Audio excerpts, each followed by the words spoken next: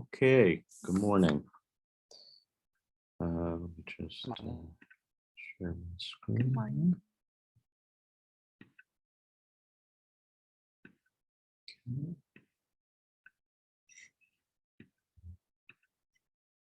Okay. Let me just see here. I see Tariq is there. I see Tulsi is there. We got Sergey, Perna, Grace, David. All right, we got the full complement. All right, can you guys hear me okay? Yes. Yes. Yes? No? Yes. Yes. Sergey, you Yep. can hear me all right? Yes, I can. All right, so we're going to start off the year with some basic, sort of a mix of our usual plus a little bit of sort of basics so that everybody's on the same page. This is mostly geared for our two outstanding first-year fellows, Tariq and Tulsi. So we'll pick on them just a tiny bit. Okay, so we're going to do drugs every week. Different, antiarrhythmic agents, just so we're all on the same page. And so we'll start off this week with flecainide. The brand name of flecainide, you may know, is Tambacor, but we, of course, normally refer to it as flecainide. It is a class 1C sodium channel blocking agent. And there are many uses for this agent. Just want to see, and they include, hold on just 1 second, guys, apologize. Seems like the talk is not the most recent version of the presentation. Just 1 second, I apologize.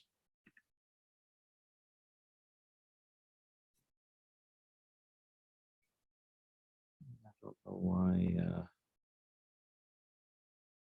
know why it's not, well, I guess it is. Okay. Apologize for that. Let's go back to sharing the screen. Excuse me. Okay. So it can be used for, we'll go over uses again, but it's predominantly used for different forms of SVT, avnrt or ORT, can have direct effects on the His-Purkinje system as well as direct effects on accessory pathways. It is also used for automatic arrhythmias, which we'll go over as well. It can also be used for VT, and although we generally don't use it for that, but sometimes we do, and it can be particularly useful for RV outflow VTs. It is generally not used, however, for patients who have ventricular arrhythmias in the setting of myocardial ischemia. And that is because of the so-called CAST study, or the cardiac arrhythmia suppression trial. And I just want to sort of review this with you because this issue comes up not infrequently when parents read a little bit about flecainide when you've started them on it. So the CAST study, or the cardiac arrhythmia suppression trial, was a double-blind randomized controlled study designed to test the hypothesis that suppression of premature ventricular complexes with class 1 antiarrhythmics after an MI would reduce death and arrhythmia. And there were 1,700 patients in 27 centers. It was a long study over about an 8-year period. And the drugs that were used at the time were enconide, flecainide, and moracicine, all in the same category of 1C. And they all actually did successfully reduce the amount of PVCs on Holters and monitors of that sort. However, there were many more arrhythmia-related deaths, and the total mortality was significantly higher with both enconide and flecainide at follow-up of 10 months. And based on this, it is essentially now considered improper to ever start anybody with coronary artery disease on flecainide. Now, in retrospect, it is not impossible to imagine that you have to understand that a lot of doctors used to use this agent in the past for their bad cases. So perhaps the use of these medications was almost a marker for worse patients. However, this trial really sort of proved that it was very pro-arrhythmic, particularly in the setting of coronary artery disease. Now, most of our patients, the vast majority in whom we would consider using flecainide, the risk for coronary artery disease is quite remote. And for that reason, it's actually a very effective agent for a lot of different arrhythmias. But this issue will come up, and for sure, flecainide has a very narrow therapeutic index. And although a very effective agent, if it's sort of one of those things where a little bit is good, a lot is not. And one of the biggest problems that we run into with flecainide is, of course, the fact that in small children, the medication has to be compounded. And I will just remind everybody that it is very, very important that when we start a patient on flecainide, that the family be aggressively educated on the importance of shaking the bottle prior to each and every dose of flecainide, so that by the time they get to the bottom of the bottle, they are not inadvertently overdosing their child with flecainide. Because of the narrow therapeutic index, it is not uncommon that patients can have very serious ventricular arrhythmias and problems related to overdose of flecainide, particularly in infants. I've seen it many times now. They are very difficult arrhythmias to treat. We'll go over that in a moment. But the bottom line is that even when dosed at a proper dose, it can cause that problem. But at a high or an inappropriately high dose, very dangerous agent. It's one of the reasons, because it's so hard to give as a suspension safely, I generally only use it when we're having tremendous difficulty getting control with other agents. Okay, so just to review again its uses in present era. As I mentioned a moment ago, it can be used for avnrt and or ORT, WPW as well. It has direct effects on the His-Purkinje system and direct effects on the accessory pathway. So for example, in the olden times when we didn't have ablation, if we thought somebody had a high-risk WPW patient for rapidly conducted atrial fibrillation, it would not be uncommon to place a patient on procainamide, which causes prolongation in the refractory period of accessory pathways. Well, similarly, flecainide can do the same thing. And so in the present era, because flecainide comes in much smaller dosages than proc does, and has generally a lower side effect profile, that non-cardiac side effect profile, we do sometimes use this agent in patients who we do not want to ablate for whatever reason, but who do have high risk characteristics to their pathways. Very importantly, flecainide is effective for automatic arrhythmias, and probably the arrhythmia you will see us most commonly use it for is ectopic atrial tachycardia, or EAT, sometimes in other centers referred to as AET. Automatic arrhythmias seem to be particularly sensitive to flecainide, and you'll see that we usually use it as our second or third agent, mostly because of worries about the pro-arrhythmia component, but I think it would be fair to say that most electrophysiologists would say that it is perhaps the most effective agent for automatic type, particularly atrial arrhythmias. In terms of VT, as I mentioned earlier, RV outflow VTs can respond to flecainide, but it is generally not used for ventricular arrhythmias in the setting of a myocardial infarction because of the CAST trial. Now, more recently, in the recent, say, 5 to 10 years, flecainide has been increasingly demonstrated to be effective for patients who have catecholaminergic polymorphic VT, which, as you know, is a channelopathy. Now, first thing to remind you is that flecainide is not the first-line agent for CPVT. Tarek, what is the first-line agent for catecholaminergic polymorphic VT?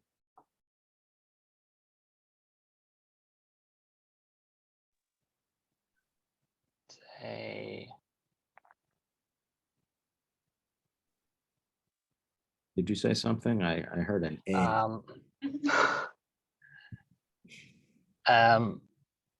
Adenosine, no? No, well, I mean, just take the first word, catecholamine. How would you block catecholamine? Well, you would use beta blockers. With right? beta blocker, yeah. Right. So beta blockers are really the first line therapy for CPVT, but there are rare patients who have a CPVT that is unresponsive to beta blockade. And so flecainide is sometimes used as a second line agent, and it can inhibit the release of cardiac ryanodine receptor mediated calcium, and is therefore believed to medicate the underlying molecular cause of CPVT in some patients. So we do not routinely use it, but there are patients who have a lot of arrhythmia despite being on beta blockade and whom flecainide is quite helpful. Also, CPVT patients can have a lot of atrial and SVTs as well, and it's also been helpful for that. And then there are some patients with long QT syndrome, particularly those who have type 3, which you remember is a sodium channelopathy. So now not all long QT3 patients will respond to flecainide, but in a subset of patients, there is a very nice response. In fact, with shortening of the QT, it is really, you could think of it almost as molecular treatment, or at least treating the actual cause of long QT as opposed to beta blockade, which is our more standard therapy. And so generally for that, it is done in a trial and error in a controlled environment like the hospital under telemetry circumstances, but there are some patients in whom flecainide is effective for that. Okay, so again, flecainide blocks the sodium 1.5 channel in the heart, causing prolongation of the cardiac action potential. And the greatest effect is on the His-Purkinje and ventricular myocardium. It causes, though, a reduction in ventricular function, so it is a negative inotrope. And flecainide has this characteristic of use dependence, meaning that it works better with fast heart rates. And so that's a good feature because it is better at stopping arrhythmias. In terms of the metabolism, it has a high bioavailability. The half-life is about 20 hours in an adult and shorter in children. And for this reason, it must be administered 3 times a day in kids rather than twice a day in adults. And it typically takes about 3 to 5 days until we reach steady state in an adult, which makes sense given the half-life, perhaps more like 2 days in a child. It is mostly renally excreted, but there is also some P450 liver cytochrome dependence for excretion. So you want to be careful with the agent in people who have renal insufficiency as well as liver problems. This is very important, particularly for those of us in the audience who are taking their boards relatively soon, specifically Dr. Duong.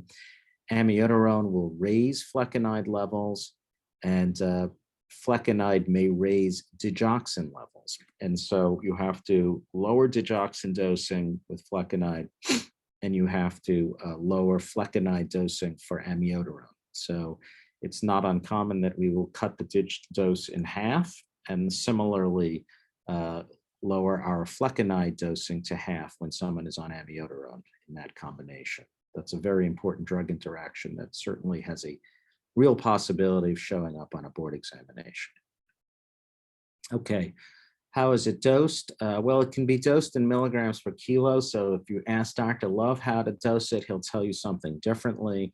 But generally, in most references, flecainide is dosed per meter squared, and it's usually 80 to 160 milligrams per meter squared per day divided Q8.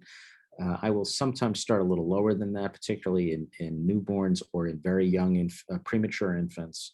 The adult starting dose is 50 milligrams BID. It comes as a 50 milligram tablet, and the maximal adult dose is 150 milligrams BID. In terms of toxicity, we're looking, when we're starting the agent, we always start it in the hospital because of the concerns of proarrhythmia.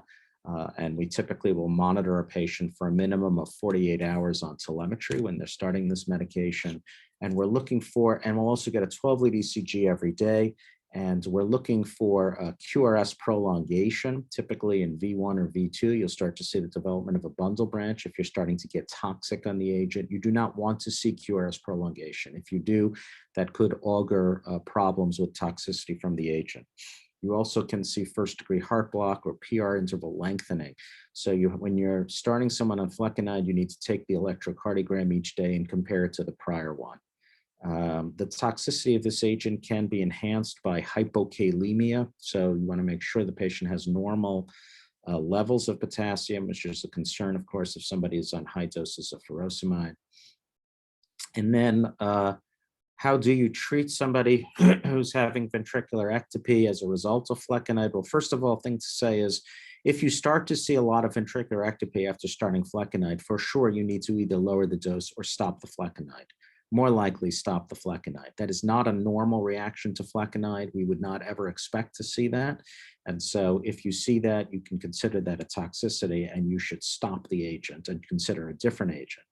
If, however, somebody comes in and is having actual VT from it, the treatment is usually to give sodium chloride.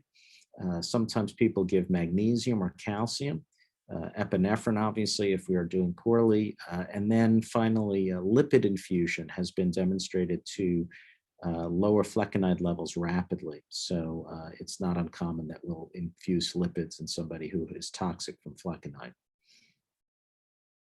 We're going to go over how to manage that in future conversations in EP conference.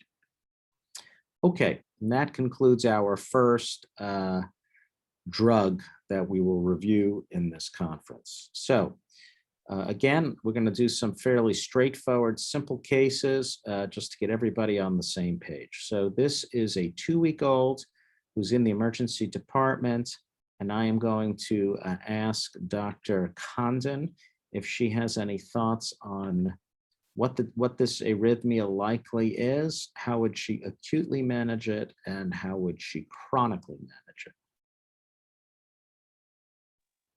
Good morning. How are you? Good. How are you doing? Welcome. So this little girl is tachycardic. It looks like I'm seeing in the rhythm strip. It looks regular because when you look at the QRS complexes, they're at equal intervals. Mhm. I'm seeing, I guess. Well, what's the heart rate, Tulsi? Let's see. So let me give you a clue. About 300 or so. Yeah. So, you know, if you look up here on the upper Oh, portion, duh. Peter always tells you this stuff, right? But Yeah. really, you shouldn't believe almost anything here. Maybe the only thing that's usually accurate, though not 100% of the time, is the heart rate. Okay. Got it. The rate is 265. So that's important, right? You always want to, you're correct. You are absolutely right. It's regular and it's tachycardic, and it is 265 beats per minute. And I will now stop talking and ask you to continue your discussion. So it looks like from at least from the rhythm strip, like I'm seeing maybe some, because I'm not seeing P waves before every QRS. So it might be SVT or ORT. It might be like I'm seeing kind of either P waves being like masked by T waves, maybe. So possibly some PACs. So if let's say you don't even have the EKG. If you're on call, you have just been echoing someone in the emergency room. It's now 11:30 p.m. You've been working the entire 24 hours, and you go home. You're finally able to lie down in bed, and someone calls you 10 seconds from the exact place you were just at and says, "Oh, Tulsi, we have a 2-week-old who has a heart rate of 265. Even without the ECG, what would you say is the most common or most likely?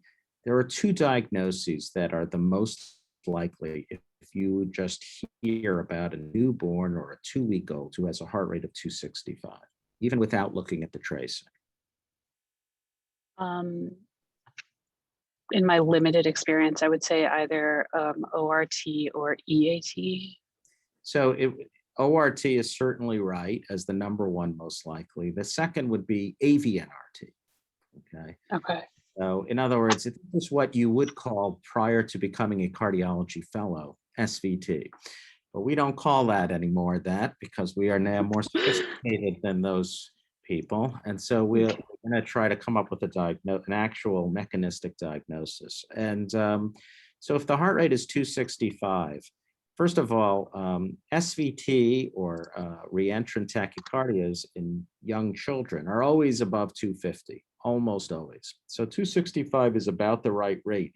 And so whenever you're looking at an EKG on anybody, it's always helpful to know sort of the epidemiology and what you would expect a patient would have, and sort of take that with you as you look at the tracing in order to try and convince yourself that it is what you think it should be or not.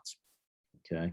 So even without the tracing, if somebody calls me and says, I have a baby in the emergency room with a heart rate of 265, I'm already thinking, and is 2 weeks old, I'm already thinking, this is, there's about a 95% chance that this is either ORT or avnrt. Now, ORT is more common.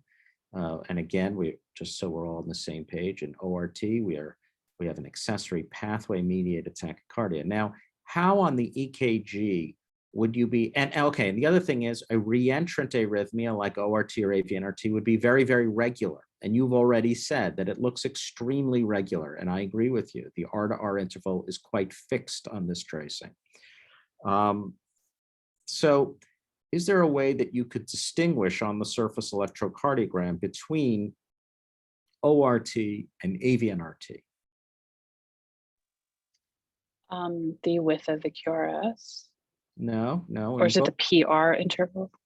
No, in both cases, the QRS should look exactly like sinus, right? Because in either ORT, you're going down the AV node, his Purkinje system, and then back up the accessory pathway to the atrium again. So your QRS should depolarize just as in sinus.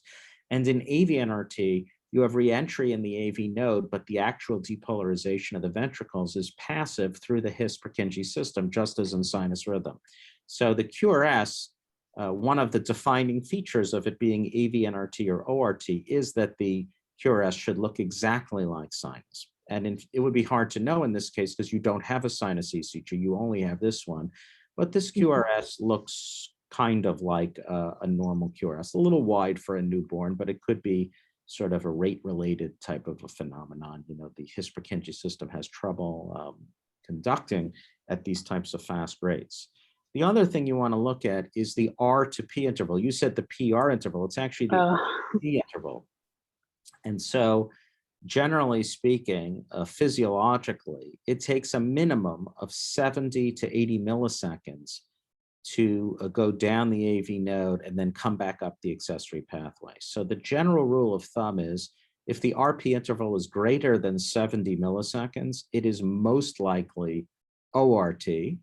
Whereas in avnrt, because the reentry is occurring above the level of the his Purkinje system, you could have an A that is simultaneous with the QRS or even preceding the onset of the QRS. And we can go over that in the future. But the bottom line is that the general rule of thumb is if you can see retrograde P waves, probably it's ORT. Now, there is this atypical form of avnrt where you have a long RP interval also, but that is more uncommon.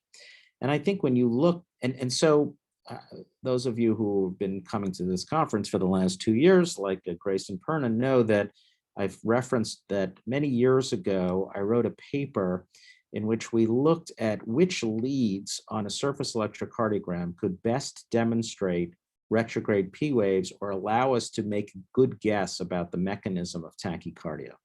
And it turned out that most people, if you were asking them off the top of their head, would say, well, it's probably lead 2, because lead 2 is always the lead that is displayed on monitors and ICUs and in emergency rooms. But it turns out actually lead 2 was not the best. And the way, by the way, that we figured this, the way that we did this was we took, I think it was something like 50 patients who had definitive diagnoses of the mechanism of their tachycardia from having had EP studies.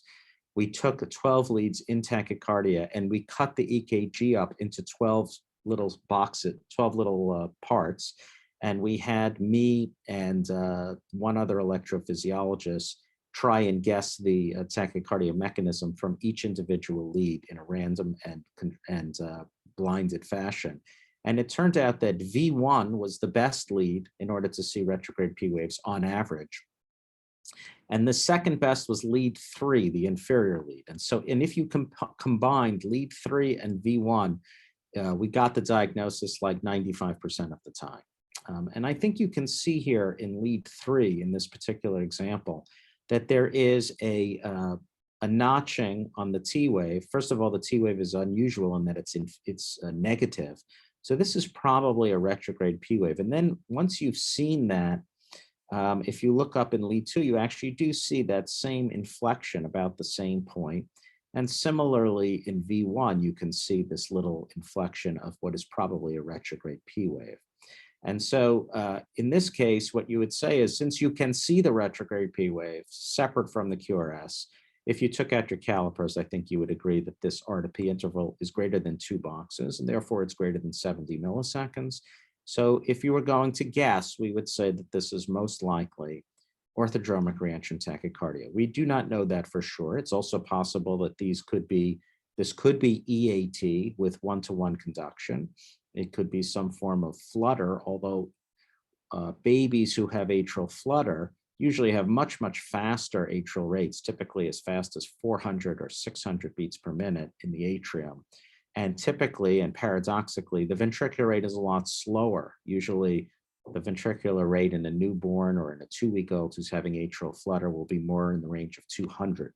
So the fact that we're at 265, the fact that we see a retrograde P wave following every QRS, the fact that the QRS has a normal morphology and axis for a 2-week-old is all suggestive that this is orthodromic reentrant tachycardia. So you're in the emergency room. Now I'm going to go to your friend Tarek. You're in the ER and you're with an intern who has even less time as an intern than you do as a cardiology fellow.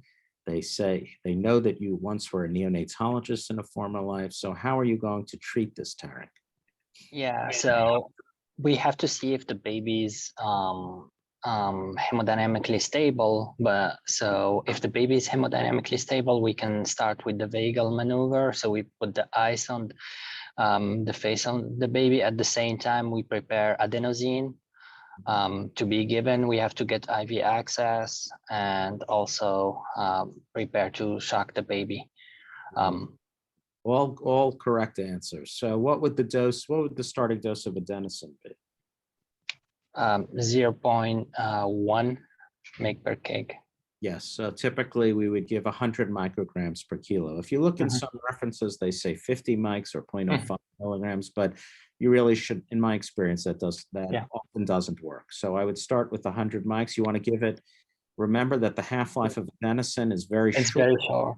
And so you have to have a flush right behind it. So typically, if you only have one IV access, what we'll normally do is have a 3-way stopcock so that you can have adenosine in one side and flush in the other. So you can very rapidly flush it through the IV. And you would ideally want it to be in an IV that is close to the heart. So maybe in the antecubital would be optimal.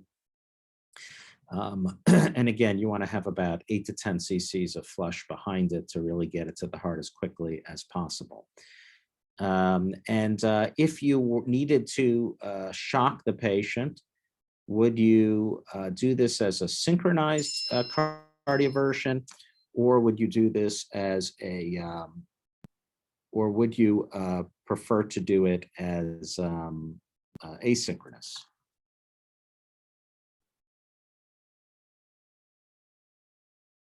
It has to be synchronized, and then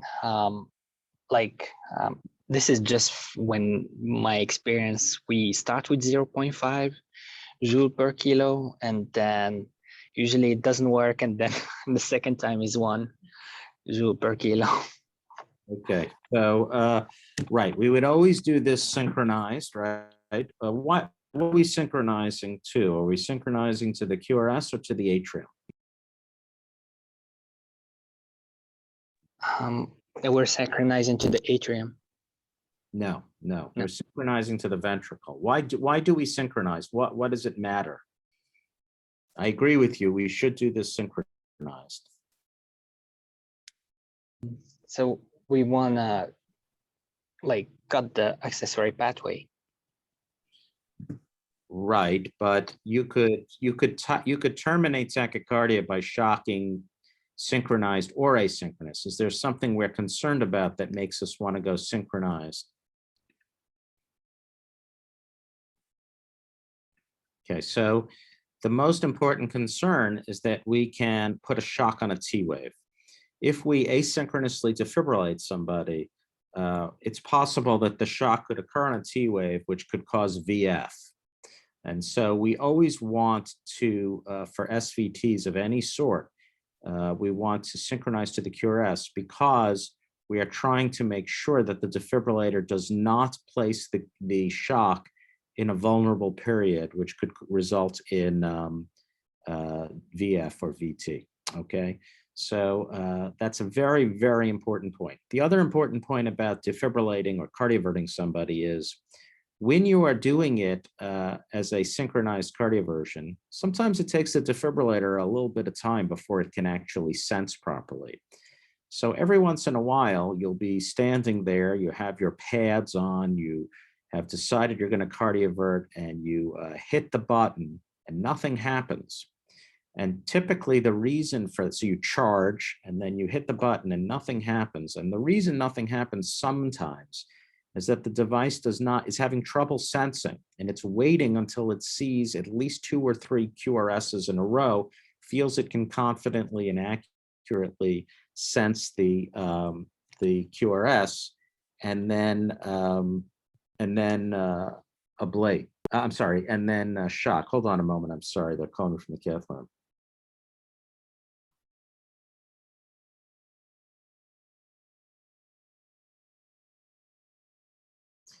So anyways, yes, you would want to do this as a synchronized shock. And I agree with you. We would typically start at 0.5 to 1 joule per kilo. We actually did a study when, the types of defibrillators that we use today are so-called biphasic defibrillators. It's a relatively new technology. It's only been around for about 15 years.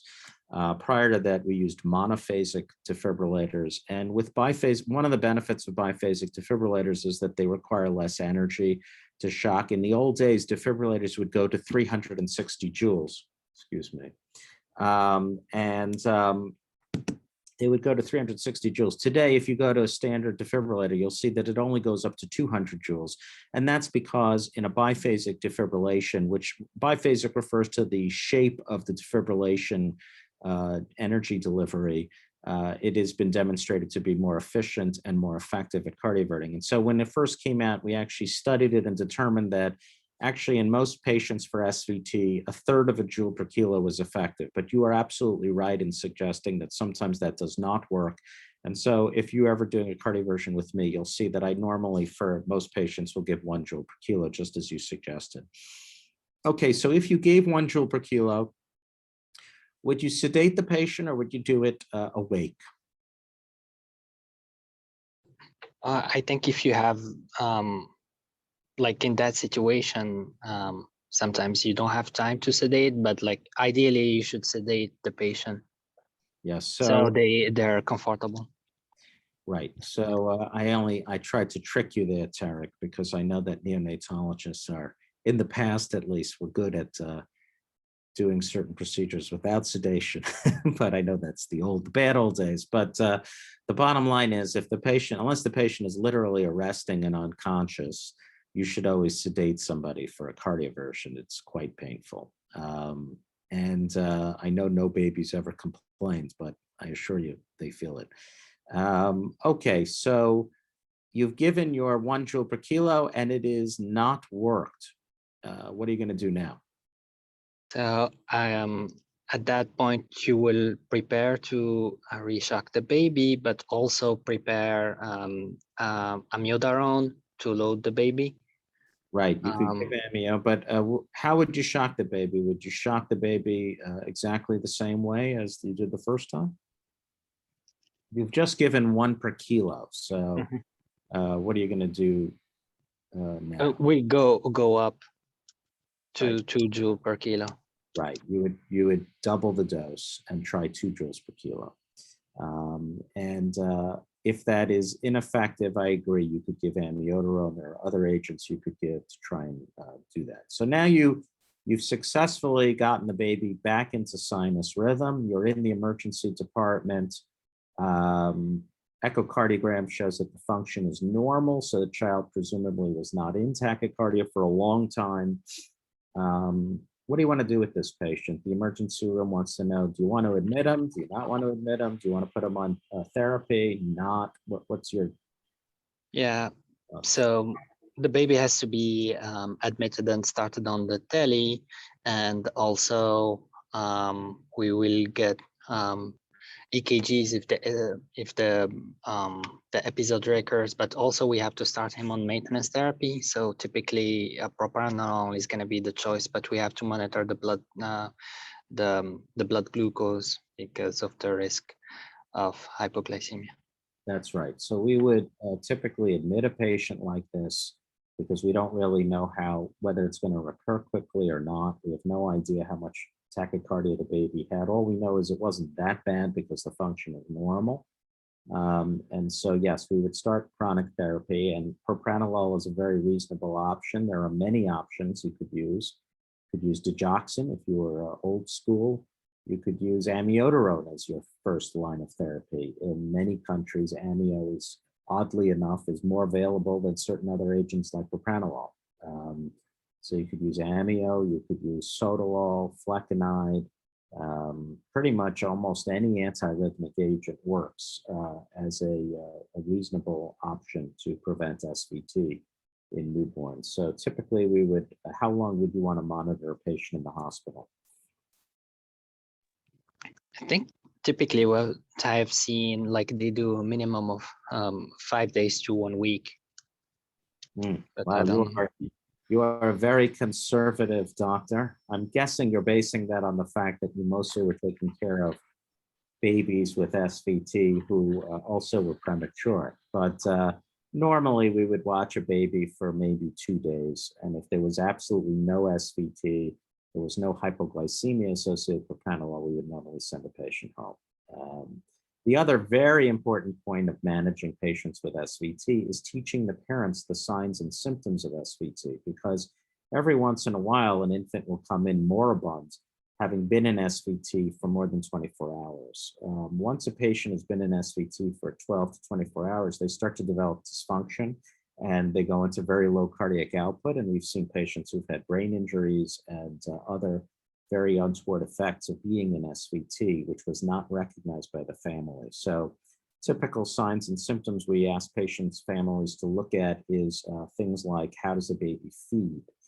Typically, babies in SVT are very poor feeders and are not their usual selves. They're typically very cranky, very irritable. They often are sweating a lot. The things that make babies stop crying do not work in these infants. And so the other thing we normally do is, and every doctor is different in this regard, but I normally try to get parents to buy an inexpensive stethoscope, such as like a nurse's stethoscope from a pharmacy. Some of them can be less than $10. And I like to teach them how to take a heart rate by just listening to the apical pulse. I think it's easier than teaching someone to take an actual pulse, particularly on an infant. And my personal general recommendation for these types of patients is I ask them to measure it twice a day, in the morning and in the evening. Excuse me. I apologize, just 1 second.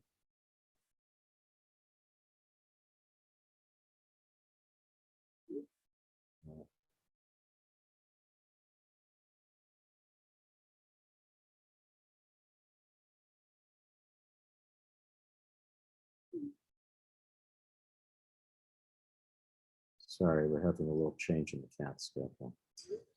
Bottom line is, typically we would start it for 2 days, observe the patient, and then send the patient home. And again, as I was mentioning a moment ago, I would teach them how to use a stethoscope. That's my own personal bias. Everybody has a different approach. Some people think it's too much to ask of a family.